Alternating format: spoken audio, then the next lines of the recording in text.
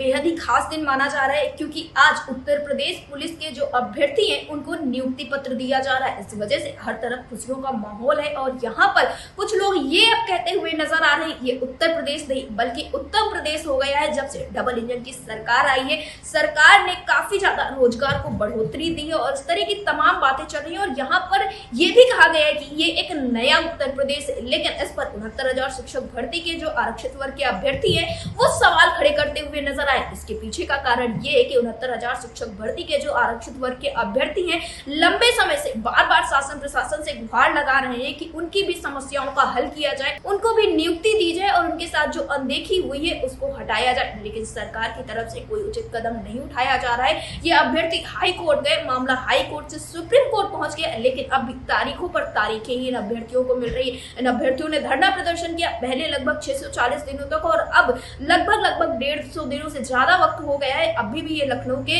Eco garden में प्रदर्शन कर रहे हैं, लेकिन सरकार इनकी सुध लेने के लिए तैयार नहीं है। आज जहां हर तरफ सरकार की वाहवाही हो रही है, तो वहीं दूसरी तरफ ये 69,000 शिक्षक भर्ती के अभ्यर्थी उत्तम प्रदेश पर एक बड़ा सवाल खड़ा करते हुए नजर आ रहे हैं, क्योंकि इनका भी यही कहना है कि सरकार इनको नियुक्ति दे ताकि ये अपने अपने विद्यालय जाकर पठन पाठन का कार्य करा सके। और जो इतना बड़ा घोटाला हुआ है, इसको लेकर सरकार की तरफ से कोई कदम उठाया जाए। एक तरफ जहां ये मामला सुप्रीम कोर्ट में, वहीं इन अभ्यर्थियों ने जब अर्जेंसी दाखिल की तो इसकी अगली सुनवाई अभी 21 जुलाई को दिखाई जा रही है। अब देखना ये होगा कि 21 जुलाई को जो सुनवाई है वो हो पाती है कि नहीं, क्योंकि तारीखें तो बहुत दिखाई जाती हैं, लेकिन उन तारीखों पर सुनवाई नहीं हो पाती। इन अभ्यर्थियों के बीच में काफी ज्यादा नाराजगी भी देखने को मिल रही है, लेकिन ये अभ्यर्थी फिर भी बिल्कुल प्रयास कर रहे हैं कि इनकी समस्याओं का हल हो जाए और इसके लिए इन्होंने अथक प्रयास किए। तमाम नेताओं से, मंत्रियों से, अधिकारियों से मुलाकात की, सबसे गुहार लगाई और सबने बस इन्हें आश्वासन ही दिया। यहाँ तक कि सरकार ने ये माना है कि जो घोटाला हुआ है इसमें एक गलती हुई है और इन सारी गलतियों को उनके द्वारा माना भी गया, लेकिन फिर भी इन अभ्यर्थियों के साथ न्याय नहीं हो रहा है।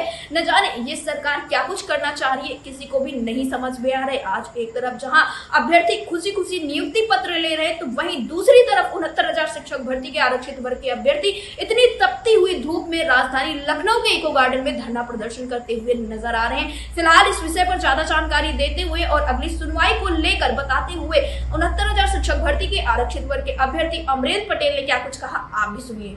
अमरेंद्र जी, आपका हमारे चैनल अटल टीवी पे बहुत बहुत स्वागत है। जी बहुत धन्यवाद।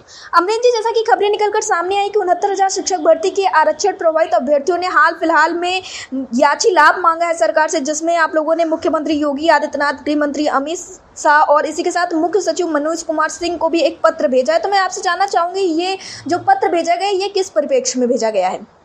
देखिए, ये पत्र किसी याची लाभ और विशेष लाभ के लिए नहीं कहा गया। हम लोग सरकार से निवेदन कर रहे हैं कि सरकार इस प्रकरण को सुप्रीम कोर्ट में एनी हाउ बहुत सारे हैं, जितने लोग पिटिशनर्स हैं उनको लाभ दे करके निपटारा किया जा सकता है जी। हाँ, वहाँ पे रूलिंग पे बहस करा करके केस को निपटारा कराया जा सकता है। सरकार कैबिनेट में पद को रिलीज करके नए पद बना करके भी इस प्रकरण को सॉल्व करा सकती है।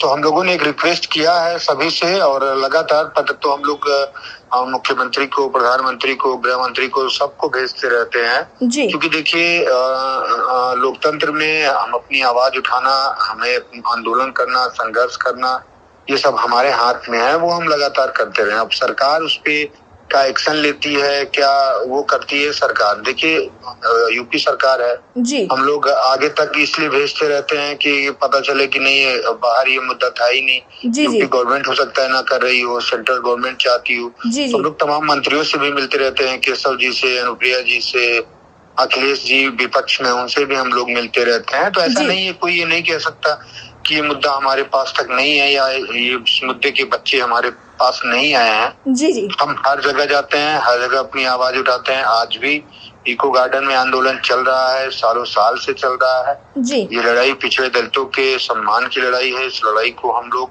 पूरी दमदारी से लड़कर जीतेंगे जी। अमरेंद्र जी, आज एक शब्द बहुत ही ज्यादा देखने को मिल रहा है और सब लोग इसकी काफी ज्यादा चर्चा भी कर रहे हैं, जिसमें ये कहा जा रहा है कि नए भारत का नया उत्तर प्रदेश, और ऐसा ही कुछ ट्वीट जो है वो मुख्यमंत्री योगी आदित्यनाथ की तरफ से भी किया गया है। कारण इसके पीछे का ये है कि यूपी पुलिस के जो अभ्यर्थी थे उनको अब नियुक्ति पत्र दिया गया है, काफी ज्यादा वाहवाही देखने को मिली। लेकिन और भी बहुत सारी ऐसी चीजें जैसे कि यूपी SSC हो गया, 69,000 शिक्षक भर्ती मामला हो गया, तमाम अभ्यर्थी अब भी दर दर भटक रहे हैं, लेकिन सरकार उसके बारे में अभी तक कुछ नहीं कहती हुई नजर आई। हाँ, देखिए सही बात है। नया यूपी तो है ही, जहाँ आरक्षण घोटाला होता है जी, बहन बेटियों के कपड़े फाड़े जाते हैं, जहाँ लाठियां आम गरीब पर चलाई जाती है, कोई गरीब के घर पे अगर बलात्कार हो जाता है तो उसको न्याय नहीं मिलता है जी, हाँ, पुलिस मनमाना वसूली कर रही है, कस्टोडियल डेथ हो रहे हैं जी, कोई नई भर्ती नहीं आ रही, नई शिक्षक भर्ती के अभ्यर्थी अगर शिक्षक भर्ती की मांग कर देते हैं तो विपक्षी पार्टियों का उनको बनाने का नया तमका उत्तर प्रदेश की सरकार ने ले लिया है। जी, बहुत सारी चीजें हैं, कुछ नया करना नहीं है, लेकिन नया और बहुत बेहतरीन सरकार है। सही बात है, जब पूरी जनता पूरे चाहे शिक्षा हो, स्वास्थ्य हो, रोजगार हो, आप देख रहे होंगे कि अभी किसी का कीमो चल रहा था और वहां लाइट कट गई। जी, जी, ये नया ही उत्तर प्रदेश तो है। जी, ये पहले थोड़ी नहीं होता था, पहले इसका होता भी था तो इसकी जिम्मेदारी कोई लेता था। जी, जी, भाई मैं बेसिक का मंत्री हूँ, अगर मेरे सरकार में आरक्षण घोटाला हो गया तो मैं जेल जाता। जी, जी, ठीक है, मैं स्वास्थ्य मंत्री हूँ, मेरे मेडिकल डिपार्टमेंट में कोई गड़बड़ियां हो जाए तो जेल जाते थे या उनके अधिकारी जेल जाते थे। जी, जी। आज की सरकार इतनी तगड़ी सरकार है, इतनी बदली हुई सरकार है, हाँ, और इतना उत्तर प्रदेश नहीं उत्तम प्रदेश हो गया है कि इन सब की जिम्मेदारी कोई नहीं लेता। 69,000 शिक्षक भर्ती में आरक्षण घोटाला हुआ, सरकार ने मान लिया कि आरक्षण घोटाला हुआ है। 6,800 की मैं लिस्ट निकाल रहा हूँ, लेकिन आज तक ये नहीं कहा कि ये घोटाला हमारे लोगों ने किया, हाँ, बल्कि ये कह दिया कि ऐसा सोच लिए होंगे ये लोग कि नहीं, हो सकता है सपा सरकार के लोगों ने घोटाला कर दिया हो भाजपा सरकार में। जी, हाँ, तो इस तरीके से पूरा डिजाइन नया उत्तर प्रदेश का किया जा रहा है। उसमें योगी आदित्यनाथ जी को बहुत बहुत बधाई कि पिछड़े दलित ऐसे दिन प्रतिदिन नीचे खाइयों में चले जा रहे हैं, उनका करियर बर्बाद होता जा रहा है, उनकी नौकरियां छीन ली जा रही है, उनका रोजगार छीन ले जा रहा है, उनकी शिक्षा स्वास्थ्य की व्यवस्थाएं उनसे छीन ली जा रही है और योगी सरकार दिन प्रतिदिन आगे बढ़ रही है। बहुत बहुत बधाई। इतना आगे ना बढ़े कि आगे दूसरी सरकार बन जाए, मैं तो यही कहूंगा कि इतना भी आगे ना बढ़े। ठीक है जी। अमरेंद्र जी, जैसा कि अभी हाल फिलहाल में आप लोगों के द्वारा अर्जेंसी भी दाखिल की गई थी, तो मैं आपसे जानना चाहूंगी अगली जो सुनवाई है वो आप लोगों की कब के लिए प्रस्तावित है? अभी 21 को लिस्टेड दिख रहा है। अगर कोई छुट्टी और विशेष जजेस वगैरह इधर उधर ट्रांसफर ना हुए तो 21 को सुनवाई होगी। और देखिए, कोर्ट में प्रकरण है जी, हम लोग पूरी दमदारी से वहां लड़ेंगे, हम लोग अपनी आवाज उठाएंगे।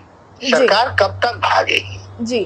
भागना कोई हल नहीं है, सरकार भी जानती है। और मैं कह रहा हूँ, सरकार के जो बैकवर्ड दलित मंत्री हैं वो भी ये कह रहे हैं कि यार बिना इस प्रकरण को हल किए हम चुनाव में नहीं जा पाएंगे जी। तो एनी हाउ बहुत जल्दी हम लोग भी लगे हैं कि इस प्रकरण का कुछ भी, चाहे अच्छा बुरा जो भी निकले जी, हाँ, और हम लोग तो लगे ही, हम लोग तो जीत कर ही आएंगे वापस जी। अमरेंद्र जी, अड्डा टीवी से जुड़ने के लिए धन्यवाद।